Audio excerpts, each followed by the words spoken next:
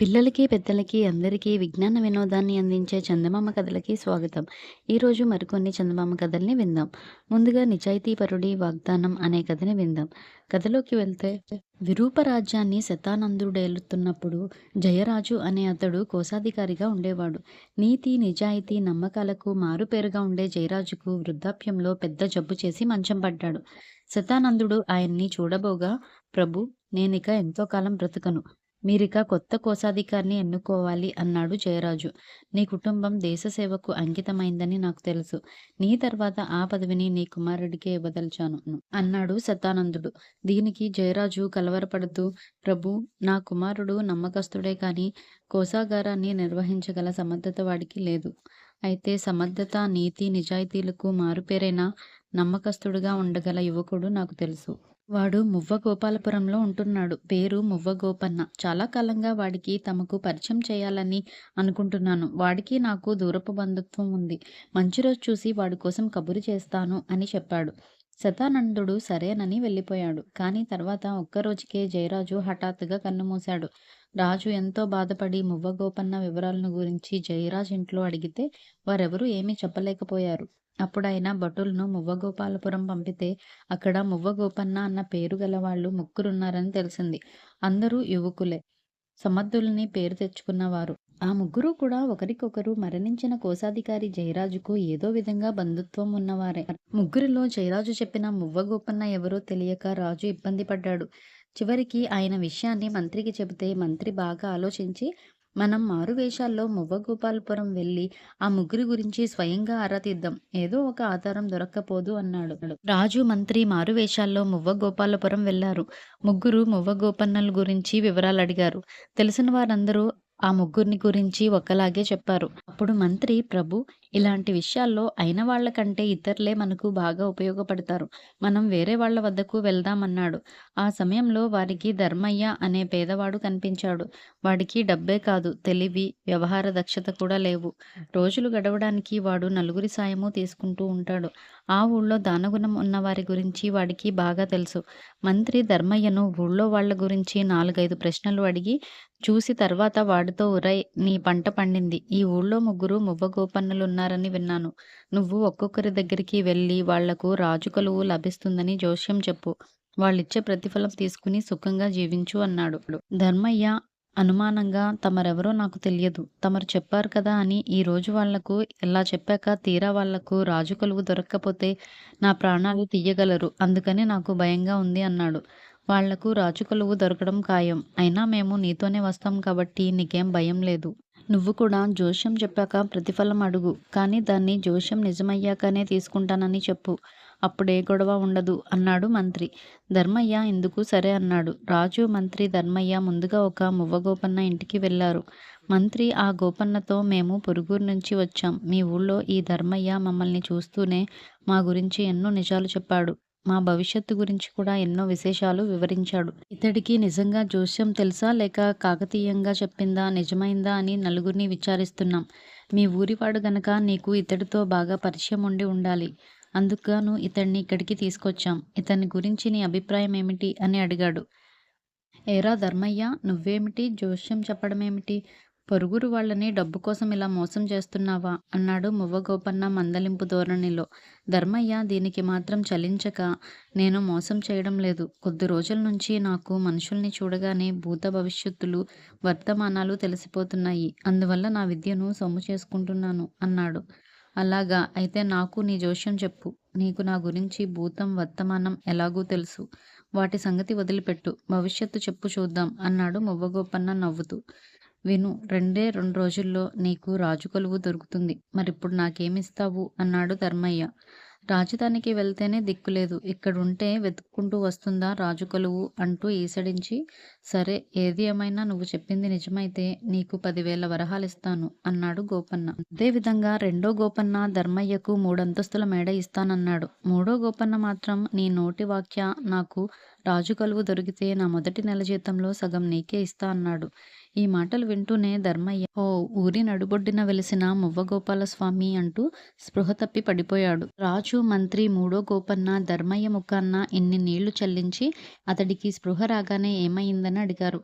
ధర్మయ్య నెమ్మదిగా లేచి కూర్చొని రాజు, మంత్రితో అయ్యా, ఈ మువ్వగోపన్నలు ముగ్గురు నాకు బాగా తెలుసు. ఎన్నోసార్లు వీళ్లను ధర్మం కోసం యాచించాను. ఆ అనుభవం నాకుంది. మొదట ఇద్దరు మంచితనం ఉన్నప్పటికీ నిజాయితీ పరులు కారు. ఆలోచించకుండా వాగ్దానాలు చేస్తారే తప్ప వాటిని నిలబెట్టుకోవాలనుకోరు. 10,000 వరహాలిస్తానన్న ఆయన ఒక్క వరహా ఇస్తే విశేషం. మూడంతస్తుల మేడ ఇస్తానన్న ఆయన ఒక ఇటుక ఇచ్చి సరిపెట్టుకోమంటాడు. ఈ మూడో గోపన్న మాత్రం నిజాయితీకి మారుపేరు. ఈ ఊళ్ళో పుట్టి పెరిగిన వాణ్ణి గనుక నా మాట నమ్మండి. ఈయన ఆలోచించి మరీ వాగ్దానం చేస్తాడు. చేసిన వాగ్దానం నిలబెట్టుకుంటాడు. రాజు కొలువులో నెల జీతంలో సగమంటే నా బతుక్కు చాలా మొత్తం. 1-2 సంవత్సరాల పాటు ఇంత కలో గంజో దొరుకుతుంది. అంత అదృష్టం నాకు పట్టబోతుందన్న సంతోషం కొద్దీ స్పృహ తప్పినట్టుంది అంతే అన్నాడు. అప్పుడు మంత్రి మువ్వగోపన్నకు, ధర్మయ్యకు తమెవరో చెప్పి రాజుతో ప్రభూ, మామూలుగా అడిగితే ధర్మయ్య మనకి వివరాలు చెప్పేవాడు కాదు. అలా చెప్పే పరిస్థితులు కల్పించడానికే ఈ జోస్యం నాటకం ఆడించాను. ఈ మూడో గోపన్నే మనకి కావలసిన వాడని వేరే చెప్పవలసిన అవసరం లేదు కదా అన్నాడు. రాజు మూడో మువ్వగోపన్నకు కోశాధికారి పదవి ఇచ్చాడు. ధర్మయ్యను తగు విధంగా ఆదుకున్నాడు. మిగతా గోపన్నలకు కొలువులో వాళ్లకు తగిన స్థానం కల్పించాడు. ఈ జరిగింది విరూప దేశంలో బాగా ప్రచారమైంది. అప్పట్నుంచి ఆ దేశంలో పదవులు కావలసిన వారు నిజాయితీగా ఉంటూ సాధ్యపడినంత వరకే వాగ్దానాలు చేయాలనుకునేవారు. అలా కాక కొందరు శుష్క వాగ్దానాలు చేస్తే ఆ సంగతి విన్నవారు వారితో అయ్యా, నేను స్పృహ కోల్పోవడం లేదు. స్పృహ కోల్పోయేలాంటి వాగ్దానం మరొకటేదైనా చెయ్యండి అని గేలి చేసేవారు. నిజాయితీపరుడి వాగ్దానం అనే కథ ఇక్కడితో సమాప్తం. ఇప్పుడు మరొక కథని విందాం. కథ పేరు చెట్టు మీద దేవత. ఇక కథలోకి వెళ్తే, దేవలోకంలో కోరినవన్నీ ఇవ్వగల పారిజాత కల్పవృక్షం ఉంది. సునంద అనే అప్సరస తాను దేవేంద్రుడికి భార్య కావాలన్న కోరికతో పారిజాతం కిందకు వెళ్ళింది.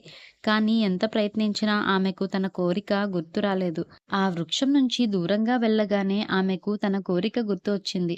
అలా ఒక్కసారి కాదు, చాలాసార్లు జరగడంతో సునంద ఒక రోజున పారిజాత వృక్షం కిందకు వెళ్ళి, వృక్షమాత, నీ వద్దకు రాగానే నా మనసులోని కోరిక గుర్తుకు వచ్చేలా వరమివ్వు అని అడిగింది. అది సాధ్యం కాదు, ఎందుకంటే వరాలివ్వడం దేవుడి వంతు. నేను అడిగిన వస్తువులు మాత్రమే ఇవ్వగలను అన్నది పారిజాతం తన కొమ్మలను అడ్డంగా ఊపుతూ. మరి నా కోరికను నీ దగ్గరికి రాగానే మర్చిపోతున్నాను. ఎందుకలా జరుగుతున్నది? నా కోరిక తీరే మార్గం లేదా అన్నది సునంద దిగులుగా.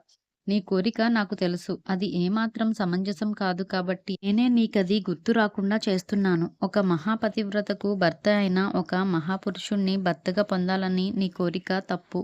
కాబట్టి ఇంకేదైనా అడుగు, నేను తప్పక తీర్చగలను అన్నది పారిజాతం. పారిజాతం ఇలా అనగానే సునందకు కోపం, ఉక్రోషం పుట్టి ఇష్టమైన కోరికలు మర్చిపోయేలా చేసే వేం కల్పవృక్షానివి అంటూ పారిజాతానికి 4 కొమ్ములు విరిచేసింది. పారిజాతానికి కోపం వచ్చి, నువ్వు నా కొమ్మలు విరిచావు కాబట్టి కొంతకాలం భూమి మీద కొమ్మలు విరిగిన చెట్టే నీకు ఆశ్రయం అవుతుంది. నీకిక దేవలోకంలో స్థానం లేదు. ఈ క్షణమే భూలోకానికి వెళ్ళు అంటూ శాపమిచ్చింది.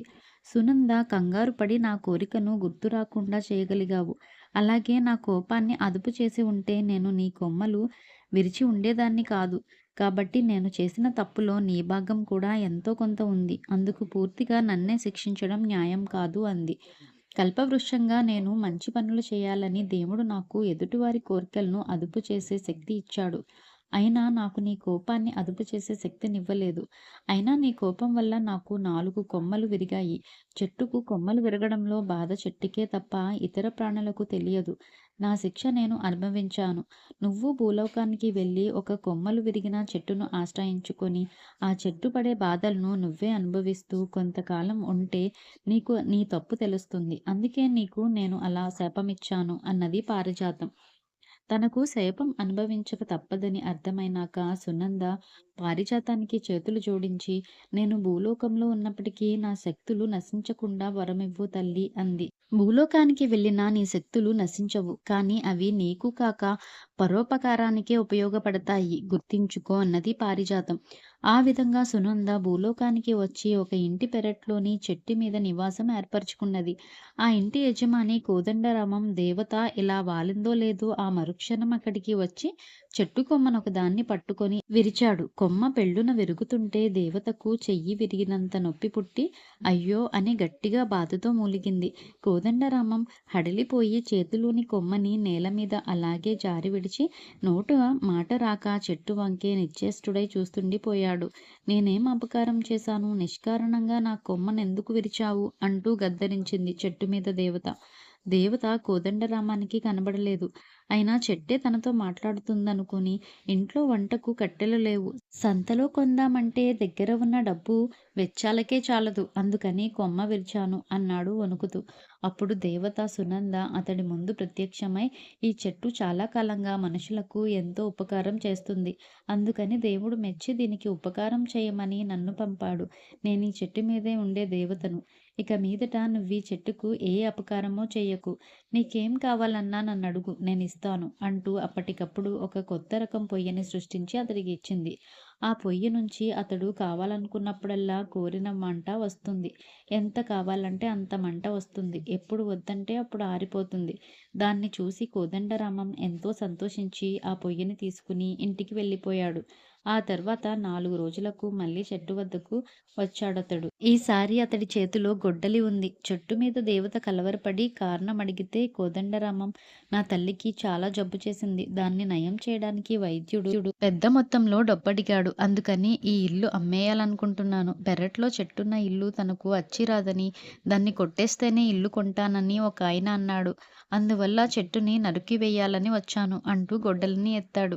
ఆ గొడ్డలి దెబ్బలు తనకే తగిలినంత బాధ కలిగినందుకు ఆమె వెంటనే అనారోగ్యంతో బాధపడుతున్న నీ తల్లిని తీసుకువచ్చి ఈ చెట్టు కింద పడుకోబెట్టు. దీన్నుంచి వచ్చే గాలికి నీ తల్లి ఆరోగ్యం 2 రోజుల్లో కుదుటపడుతుంది. దిగులు పడకు అని చెప్పింది. కోదండరామం దేవత చెప్పినట్లే చేశాడు. అతడి తల్లి ఆరోగ్యం కుదుటపడింది.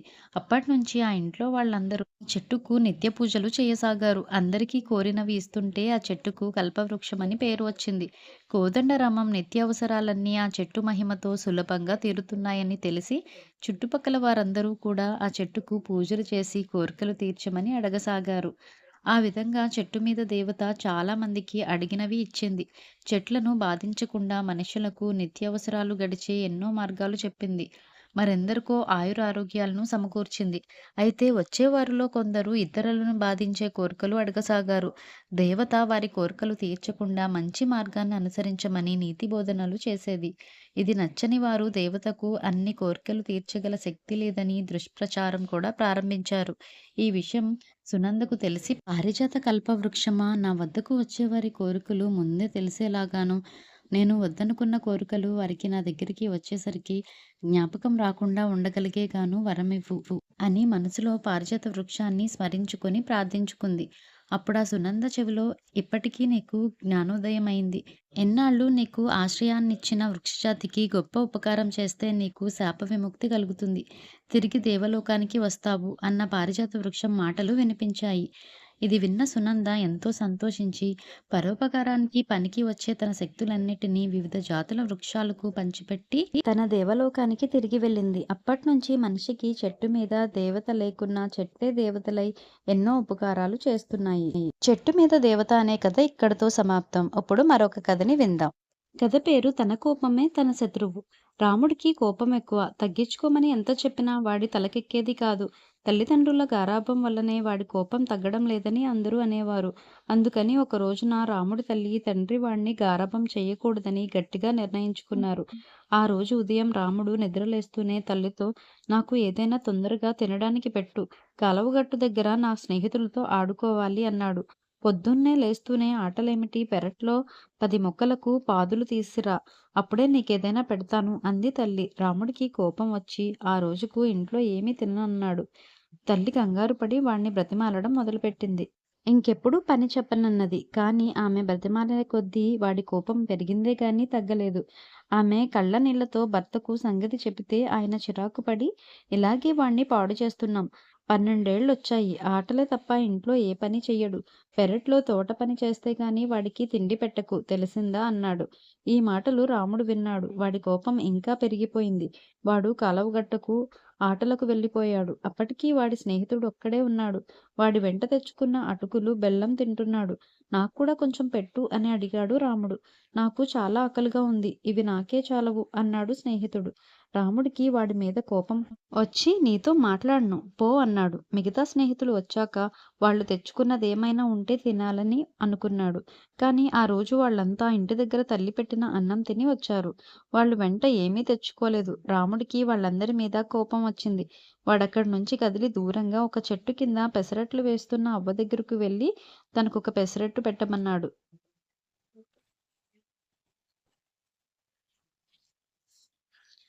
అవ్వ డబ్బు అడిగింది. రాముడు డబ్బులు లేవంటే పెసరట్టు పెట్టనన్నది. దాంతో రాముడికి కోపం వచ్చి అవ్వ తెచ్చుకున్న పెసరట్లు పిండి బుట్టను కాలితో తన్నబోయాడు. ఆ పక్కనే ఉన్న అవ్వ పెంపుడు కుక్క అది చూసి గట్టిగా మొరిగింది. రాముడు భయపడి వెనక్కు తిరిగి పరిగెత్తాడు.